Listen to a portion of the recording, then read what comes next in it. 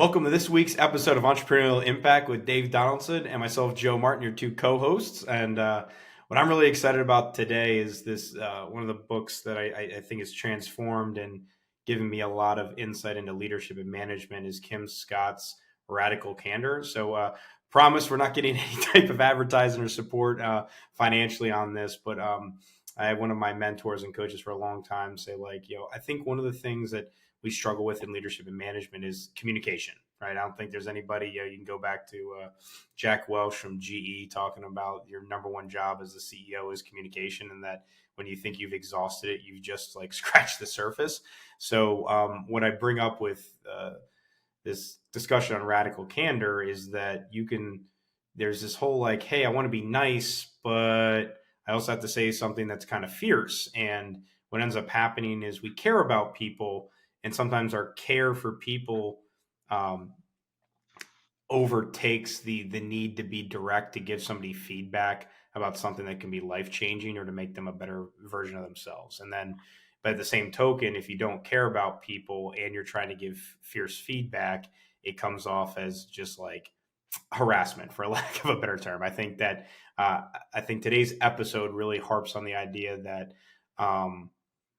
accountability without a relationship is just harassment, and that when we go through some discussion points about how does communication as a leader to your team member, or your call it, you're being a boss or whatever you want to call it, is that in order to provide radical candor, you not only have to care personally, but you also have to challenge directly, and go through a couple of quadrants here. But I think it's helpful to be I've been in this situation, Dave, I'm sure you've been in it, is you're hey, I really care about this person. And because I care personally so much, I don't want to say this thing that might hurt their feelings. Or I don't care about this person at all. Hence, I'm going to tell them whatever I think.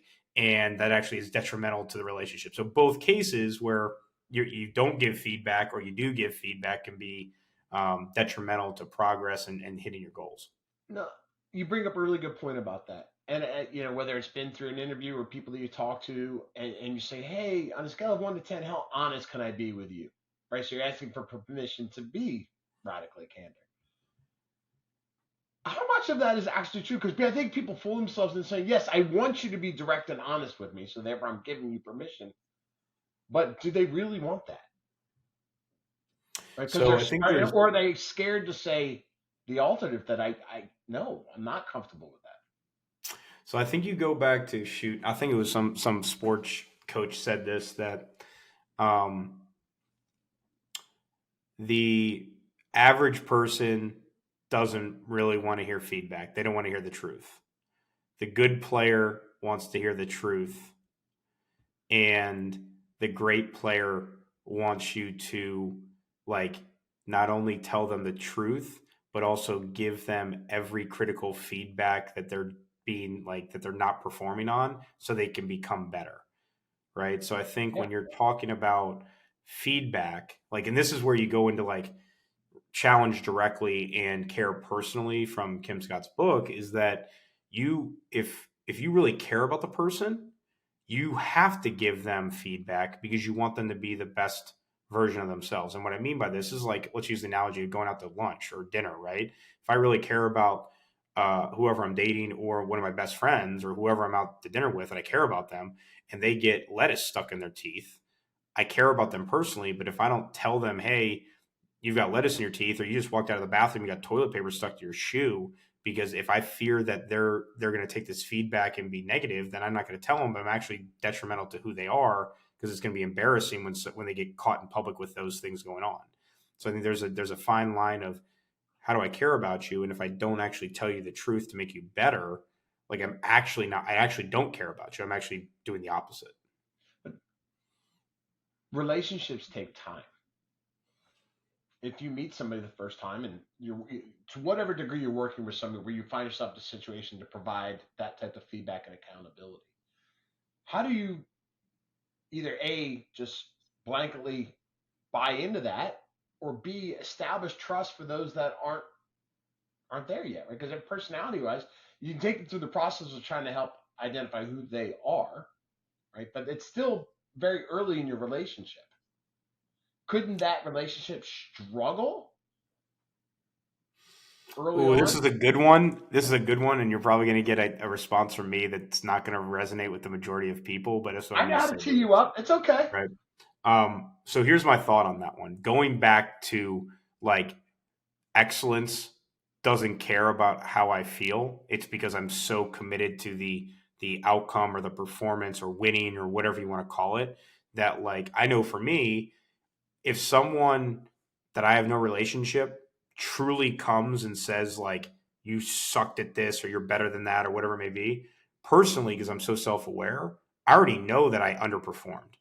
So like when they give me feedback, I'm looking for the truth, but also how to get better. So even if I don't have relationships with somebody, I'm self-aware and mature enough to realize that whatever they just said to me is 100% true, right? That they're actually coming and saying as a coach, because think about this on sports teams, right? I'm using a sports analogy when maybe we get into like, a symphony, right? And you got like, you know, wind instruments and brass instruments and all that kind of stuff is that if you come in as the brand new player and you actually want to perform, like you're going to step in there and the maestro at the front's not going to slow down and try to build a relationship to tell you you hit the wrong cue. They're going to say, "Hey, dude, gal, you hit the wrong cue."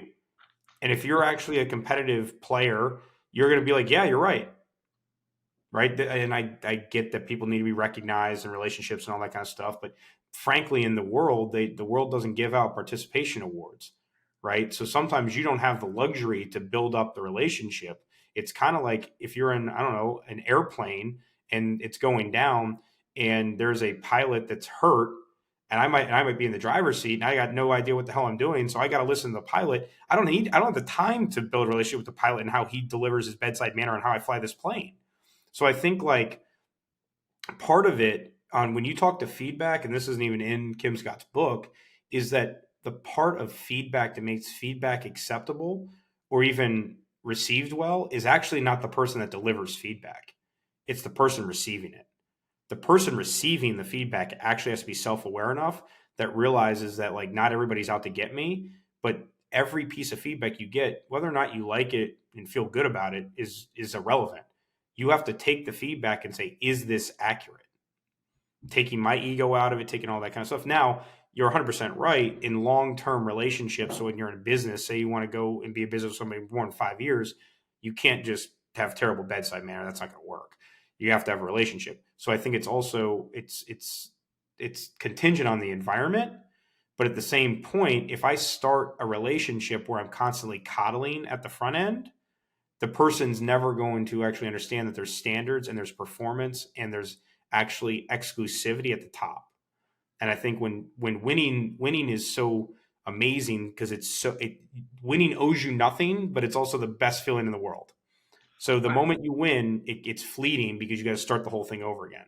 And I think this is where when we talk about feedback, the idea behind feedback, and if someone's giving feedback totally just to demise you, they shouldn't be in leadership. So I'm talking about the people that are actually good leaders and want to be in leadership and want to help people, right? That you have to be able to give feedback because frankly, we all have blinders on.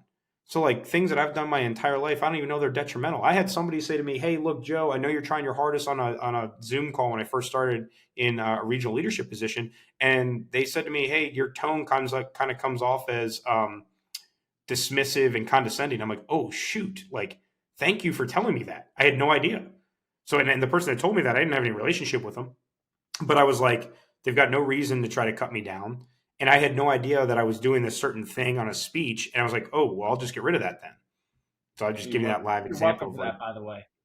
yeah. No, I don't know. There was like No. multiple people that said to me, I was like, I had no Look, idea. So like feedback is actually good for people with like blinders, right? So and now look, you touched on some really important points, right? Like, there's the directness, right, of saying, "Hey, this is all," but it's the delivery of the directness too, yeah, right? yeah, yeah. You're right. You're not, and for the books, it talks about obnoxious aggression, right? Coming at it from the wrong way, and it's usually because that person is getting it from somebody else the wrong way, right? Yeah. Or Or they're yeah. not completely comfortable and they're not getting the results that they need to perform, and they're redirecting it onto somebody else.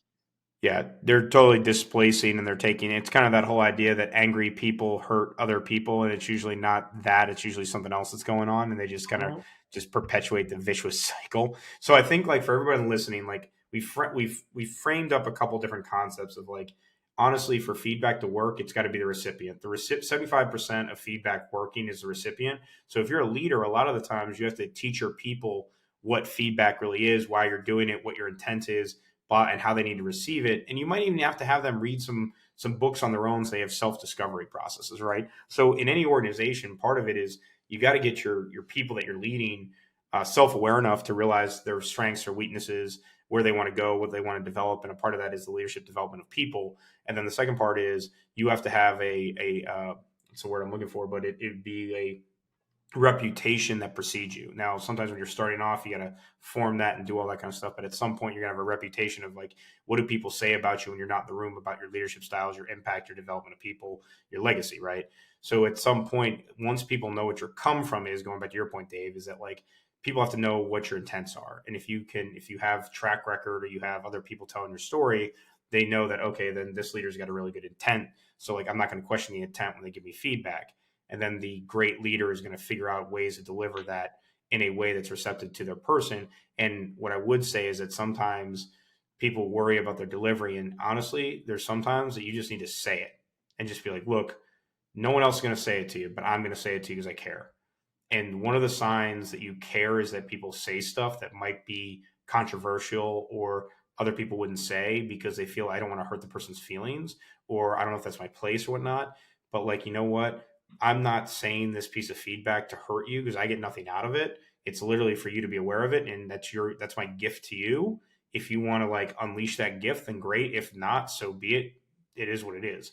So those are all frameworks and like a foundation to understand how feedback, and in this case, radical candor works, is that in this discussion by Kim Scott is that there was like 4 quadrants, and the axis is, so when you look at the X and Y axis, you have vertically, you've got care personally. So if you had the vertical like quadrants, right? So you had 1, 2, 3, 4, like you normally see.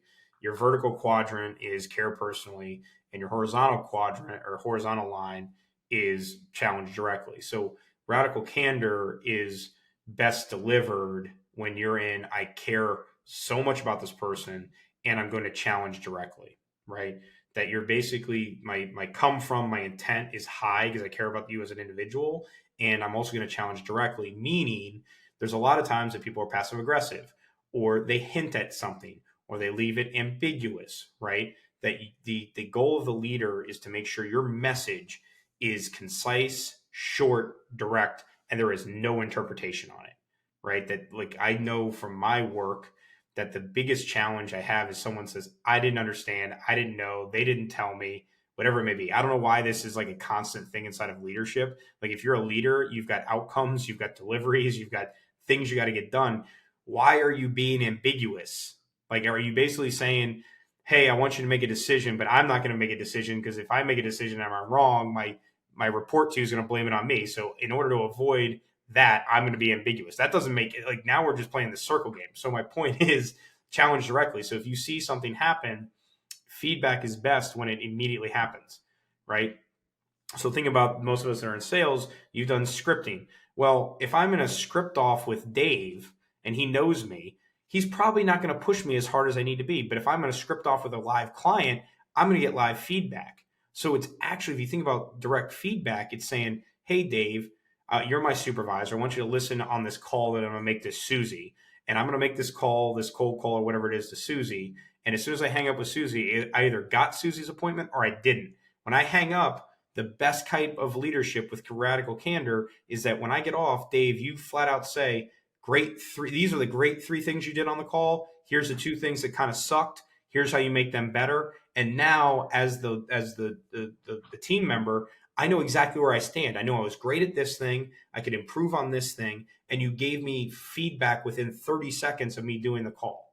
That's called challenging directly because there is no gray area. There is no gap. Like you literally, I know that you care enough about me that you want me to make the sale, that you're going to give me feedback that somebody else might not want to give, but you know that by giving me the feedback, I'm going to be better on the next call.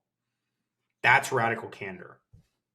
So go ahead. I don't know if you had thoughts on that one. here's what I actually kind of love when we kind of get in these book breakdowns a little bit. That we've worked together for a while, and I know how your mind works, but now I'm kind of really kind of getting the source material for some of this, right? Which I've always appreciated. Your candor with me about how we look at things, and now looking at this, and but you covered a couple of important elements here, right? You can be direct, but there's a right way to be direct, right? That delivery, right? Staying in the right spot, right? Because you have the ability to be direct and not cause any harm at the same time, sympathetic to what's going on, but bringing them back to this is what we need to focus on. Right? That's a skill, right? And that's a skill that's developed through two-way communication and feedback and practice. But you do have to be self-aware as to how am I delivering my message and is it being received? You brought up a really good, I didn't even think about this so right now. And one is the stuff we're talking about is not like an innate ability. It's not like you wake up one day and you have it. It's like truly reading, practicing it, implementing it, messing it up, saying, apologizing that, hey, that wasn't my intent. This was my intent. I'm sorry I delivered it wrong, and truly making an attempt to fix it, right? Because I've had situations where I've had bosses apologize about their behavior, but they never actually change it after the first time they did it, right? Exactly. So there's Right. one thing to apologize, but never actually make any progress, right? Here's another thing that I think is a really good tip and trick in like feedback and radical candor and caring about people. Attack the activity, never attack the person. So I think that's kind of the way around I've kind of been trying to ask this because when we led up the beacon, I said, hey, I've had people say, hey, can I be direct with you about feedback or this, that, or the other thing? But giving them permission to be direct about feedback is not giving them permission to direct to be an ass. yes, I 100% yes. Quote, put that And in quotes, okay? yeah, you know, you're and like it goes back to the whole thing is that intent relationship predates how someone receives the information. Now, don't get me wrong. There's certain times where I don't care about whether or not I get a relationship with you. There's certain things that are just going to be said because like it's mission critical, right? And um, on top of that, though, is I think it's very important for people. You see this with kids, right? Is that you don't say bad boy, you say like or bad girl or whatever it may be when you reprimand your kids. You want to say hey, that activity was wrong, right? There's subtle nuances in communication. Whereas if you attack the activity, so for instance, when I was going through that conversation about like feedback on the script when you're making a cold call, I'm not saying that you're terrible at cold calls. I'm saying this piece of the cold call was great. This piece of the cold call could be improved on. I know you're capable of doing this. Do this next time. You will be better. So it's always attacking the behavior, the activity. I'm never attacking the person. And I think that's really important for people to like, because sometimes we get so tied up in our identity that when someone says, you're a bad cold caller, you hear, I'm a bad person in my job. As opposed to, you're not, your comment on here is not a great comment because it's not going to get you the outcome you're looking for in the sale. Hence, you need to change this part of your conversation.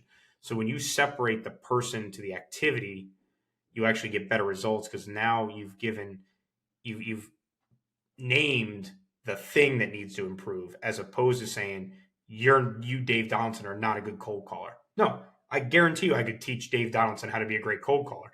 I got to give him the skills and activities for it. So when you separate the two, you actually can get better feedback and the person's going to receive it better. And you have to allow for time for that transition to happen too, right? Just because you say something once, okay, run with it. No, there's going to be failure forward in that, and because you're creating an uncomfortableness for what that person's trying to change about themselves. But living there with them, not letting them off the hook about what they're trying to accomplish, not hiding ambiguity around different things when they're not giving you a direct answer, right? And Mm-hmm. coming back to that. And then over time, it might be sooner, but more likely it's going to take a little bit longer, but you have to allow for that. Yeah, and I think like so going back to like our X and Y's accesses of care personally and challenge directly is that obviously the ideal quadrant is to care personally and challenge directly because now you've got high levels of personal connection with the person and direct feedback so there's no ambiguity, you're efficient and you're giving feedback in a way that's going to make them better, right? Yep. So great. That's number one quadrant. Well, here's what happens when you get into like I care personally, but I don't challenge directly. Is that Well, I'm going to be silent because I care about his feelings or her feelings so much that I just, I care about the feelings and relationship so much that I'm just not going to talk about ways it could improve, right? This is kind of like I say to a lot of analogy on this one is like, I love my grandmother that passed away several years ago, but like Roseanne was diligent about manners. So like if you care about a person, but then you don't get feedback that hey, you don't use your left hand when you're using a fork or whatever it may be in manners, because here's your napkin, here's your fork, here's your knife, here's your whatever. Like by me saying, "Oh, I don't want to hurt Dave's feelings about his manners," I'm actually not actually caring about him because the moment that he goes outside the house, he's going to be embarrassed because somebody's going to be like that doesn't know Dave, be like he eats like a Neanderthal, right? I mean, you're from Philly and you guys have cheesesteaks. I'm sure you have eaten like a Neanderthal, but like my point is that if I care about you personally and I don't bring up something that's going to make you better, I'm actually like setting you up to fail, which is not cool, right? And then the next one is you have no personal relationship with them, and you're just like, well, this is the right way to do it, and I'm just going to tell you how it is. And you get those certain people, well, I don't have a filter, or I'm a high D, or I'm very assertive, or whatever the excuse is, and they use that as the reason to be an asshole, right? And you said it earlier. Now, don't get me wrong. If you're about to like, I did this to forget I did this to my middle child. He tends to be the freelancer of the family. Like I wasn't going to coddle my message when he was running to the street with a car coming. No, there was like point Right. blank a hole tone comes out. But like you can't opt. There's very few and far between where you can just be that direct, right? So if you just constantly live in a place of yelling at people and criticizing and whatnot, you're going to be in a dark place. All the people around you are in a dark place, and just not a good place to live at. And then everyone's going to say, "Well, you're just an a hole, and I don't want to be around you," right? Then there's the real bad one, which is no personal care and no challenge directly. Because if someone's really high care and personal, they actually have a value that I care about you. And if they're really challenged directly, they care enough about whatever's going on to say it, right? So you have to care to challenge directly, you have to care enough to say it, no matter what the difficulty is. So the worst place to be in is to give no personal cares about it and to not challenge directly. Because what you're doing is you're just pocket vetoing the thing. And what you're doing is the book calls it manipulative insincerity. So basically, I don't care about you, and I'm just going to tell you whatever you want to hear. So you leave me alone, and I fake that I'm on your side. And then not only am I going to fake that I care about you, you might be walking over a railroad track, and I'm not going to challenge directly about what you're doing because now I'm waiting for you to get hit by the train. That's the best way I can describe like when someone totally disengages, doesn't care personally, doesn't want to say anything or give their opinion because they've given up caring. And that becomes manipulative in the team, in the environment, because they're not actually telling you what they think and they don't care. So you're sitting there, they give you, yeah, sure, Dave. And then all of a sudden, massive collision happens. You're like, hey, what, Dave, why didn't you say anything? And they're like, well, I actually really didn't care. And frankly, I was waiting Yeah. for you to blow up anyway. Right. So, like, that's really like to make it like to break it down and make it funny, like that's what it is. So that's why when this great book on communication feedback and how do you like develop people, you have to care about people. And if you're in a leadership role and you don't care about people, probably go find another role. And then if you struggle with the directness, figure out a way to obviously respects the person. There's tons of ways to do this. Usually attacking the behavior or the activity is the best way to do that.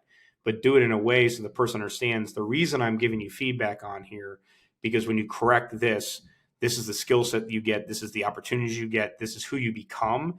And as your leader, I care more about who you become on that journey, because by you accomplishing the business goal, you get skills and experience and confidence that you will pull into every future activity you get into, which is why caring about people and being able to give them feedback at the same time is so important in leadership. And you look at the accelerative growth that happens from that, right? Because once you get into that space where trust is there, right? Accountability is there, the directness and approach is going both ways. Now you've overcome those obstacles and those hurdles. You're saving time by focusing on what's important for the growth goals of the person, the organization, wherever that structure is, and you're just moving at a much rapid pace. It doesn't mean there isn't time for education and training and course correcting, right? However, you're not mired in the muck. Mm-hmm.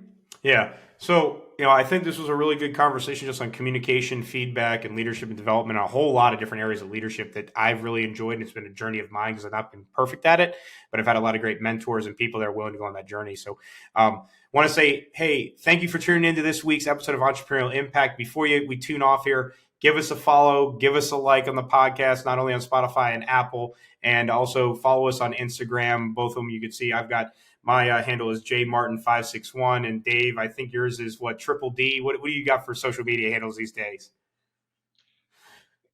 We'll put that in the comments. So, Dave, yeah, we're getting them off of MySpace. So, all of our subscribers and listeners, we're very happy that Dave has finally gotten off of MySpace.